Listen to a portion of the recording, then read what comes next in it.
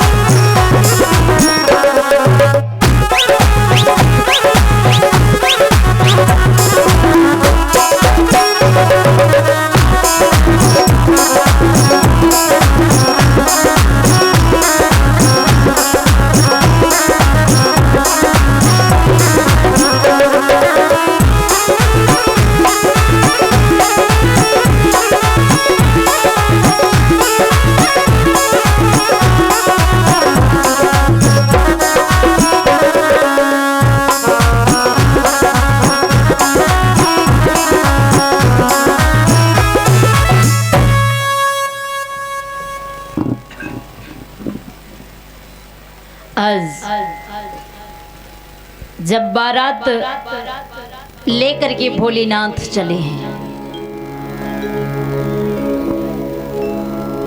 बारात को देखने के लिए हेमांचल नगरी के सभी बच्चे भाग पड़े और जब बच्चे भागे बारात के निकट पहुंच गए।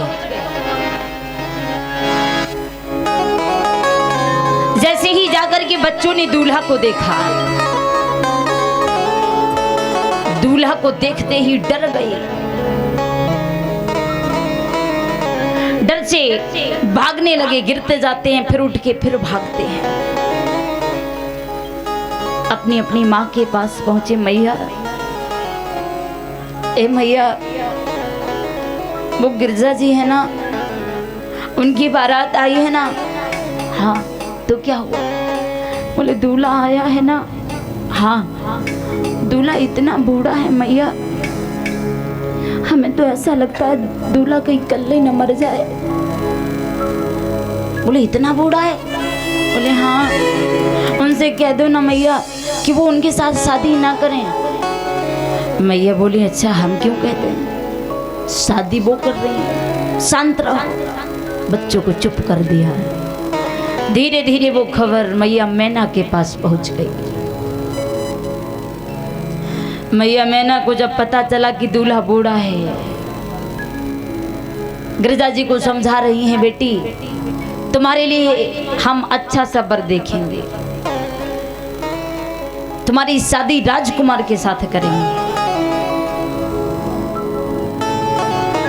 गिरजा ने जवाब दिया, मैया अब चाहे जो भी हो, लेकिन हम शादी भोले बाबा के साथ करेंगे। अब मैया बड़ी हैरान है। इधर तब तक बारात द्वार पर आ जाती है। नाराज है मैया। जवाब दिया, कहे बुढ़ापे में शादी करने में शर्म नहीं आई, चले आए आप। नादिया ने कहा बस हो गई बेइज्जती, हमने पहले ही कहा था, बात नहीं मानी। भोले बाबा धीरे से बोले चुप रहो, शादी होके ही रहेगी। बोले ठीक है। नादिया ने कहा भोलेनाथ, आपका अपमान हो रहा है, हमें अच्छा नहीं लगता है, क्यों ना आप अपना भेष बदल लो। भोले बाबा बोले ठीक कहा। बड़ा सुंदर रूप बनाया प्रभु ने, ऐसा सुंदर रूप जिसकी क्या व्याख्या की जाए। प्रमाण ये मिलता है कि भगवान की तरह आज तक कोई दूल्हा बना ही नहीं, इतना सुंदर रूप बनाया। अब तो मैया मैना ने जैसे ही भगवान को देखा बड़े प्रसन्न। जवाब दिया, भोलेनाथ क्या सेवा की जाए। तब तक शुक्र और शनिचर पीछे खड़े थे, आगे खड़े हो गए। बोले मैया भूख लग रही है। मैया बोली ठीक है, बैठो। मैया ने भोजन कराने के लिए बिठा लिया। भोजन कराने के लिए जब बिठा लिया, अब मैया को कहाँ पता था कि ये राक्षस की भांति भोजन खाएंगे।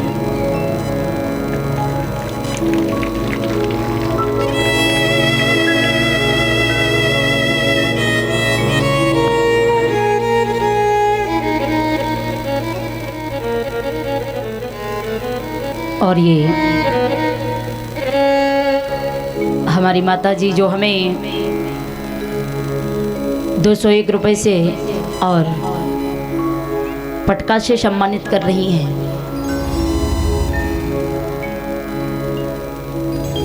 कामना करेंगे दीर्घ आयु को प्राप्त हो, हर मनोकामनाएं पूर्ण करते रहे प्रभु। इधर मैया बड़े प्रेम से भोजन कराने के लिए बैठा लेती हैं। जब तक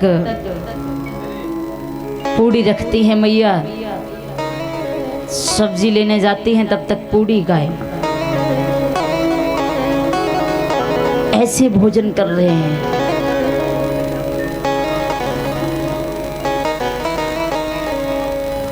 बड़ी हैरान है मैया, बार बार भोजन लेके आती हैं,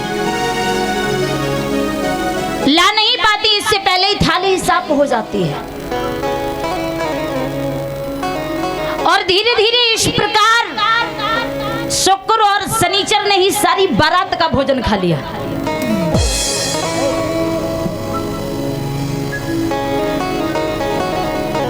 जब सारी बारात का भोजन खा लिया है,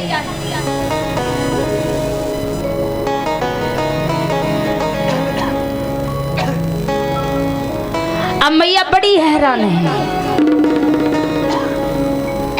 मन ही मन गालियां दे रही, क्या खाओगे? और खाना है? बोले हाँ मैया और खाना है। लगता है सालों से भूखे चले आए। और खाओगे क्या? बोले हाँ और खाना है। हमें खाओगे? बोले मैया भोजन खाना है। अब मैया मैं ना कुछ लाती तब जब कुछ होता, भाग करके भोले बाबा के पास पहुंची, कैसे बाराती लेकर के आए हो, हमारे द्वार पर हमारा अपमान कराने के लिए लेके आए हो। भोले बाबा ने कहा क्या हुआ? बोले सारी बारात का भोजन 2 ही बाराती खा गए, बाकी लोगों को क्या खिलाएंगे? भगवान ने कहा ऐसा करो, तुलसी के पत्ते लेके जाओ। मैया बोले तुलसी के पत्तों से क्या होगा?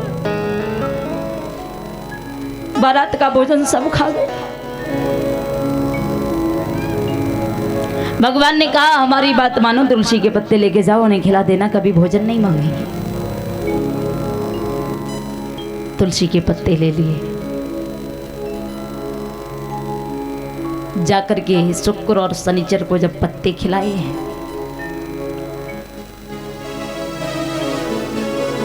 पेट भर जाता है। मैया ने कहा और कुछ खाना है? बोले नहीं अब कुछ नहीं खाना है।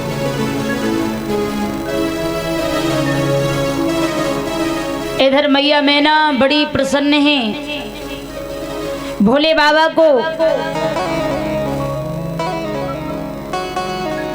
मंडप के नीचे लेके जाते हैं।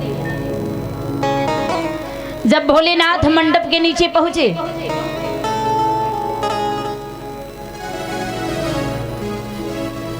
तो अचानक वो मंडप खुल जाता है। उनकी जटा से एक सर्प निकल करके जाता है, मंडप को गिरने से रोक लेता, गांठ लगा लेता है। इधर जब गिरिजा जी आई हैं मंडप में,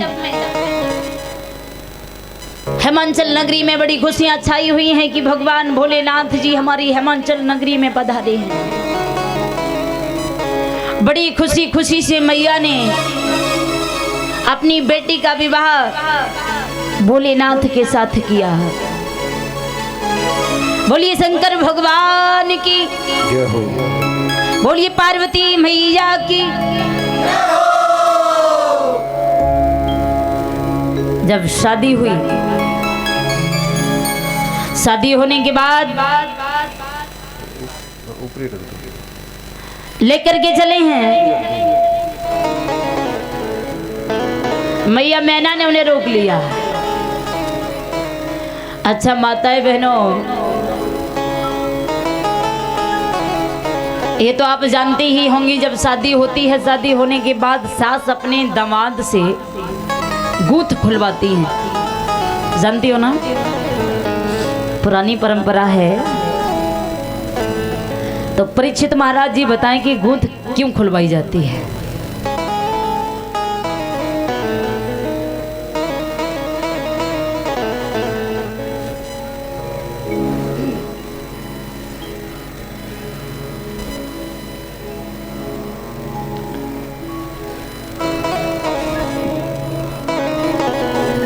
जो भगवान भोले बाबा का सर्प मंडप में गांठ लगा के उस मंडप को गिरने से रोका था,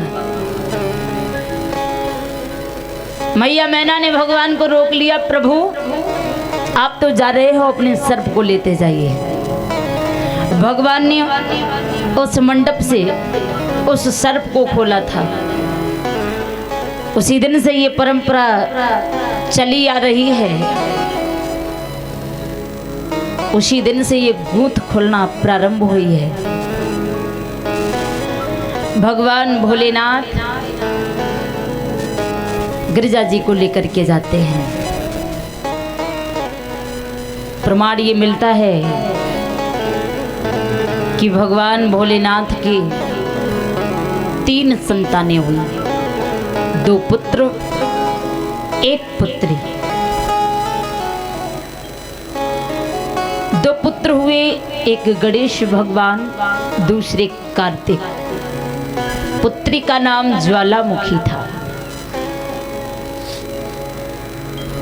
गणेश भगवान की 2 पत्नियां थी, रिद्धि और सिद्धि।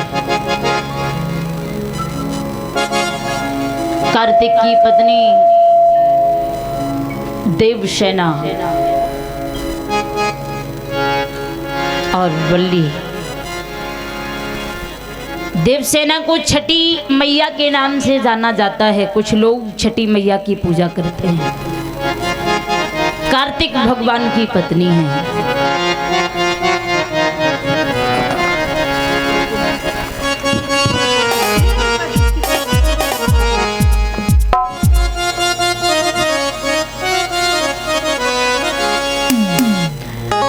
और हमें नोटों के हार से सम्मानित कर रही हैं यज्ञपति महाराज जी की धर्मपत्नी। कामना करेंगे प्रभु से ऐसे भक्तों के घर में सुख शांति बनी रहे, माँ भगवती कल्याण करती रहे।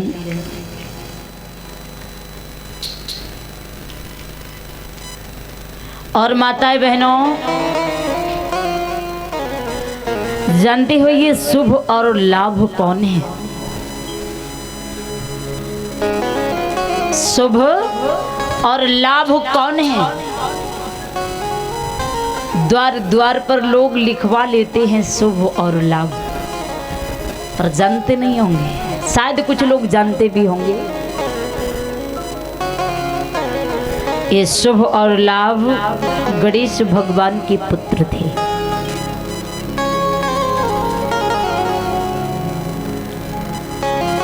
जहां संतान न जाएगी वहां पर पिता जरूर जाएगी। इसलिए लोग अपने घर पर शुभ और लाभ को दोनों को साथ ही बुलाते हैं। हर पिता का हृदय बड़ा कोमल होता है संतान के प्रति। तो इस प्रकार भगवान भोले बाबा का विवाह गिरिजा जी के साथ हुआ है। बोलिए शंकर भगवान की।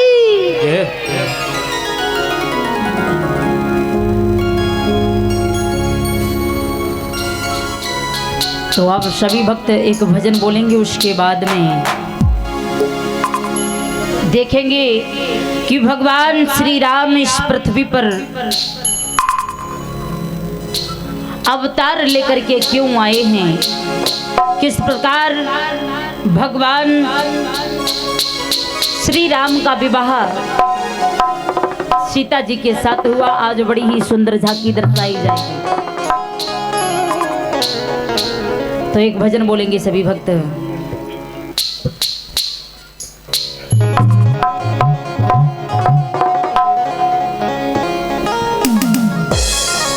और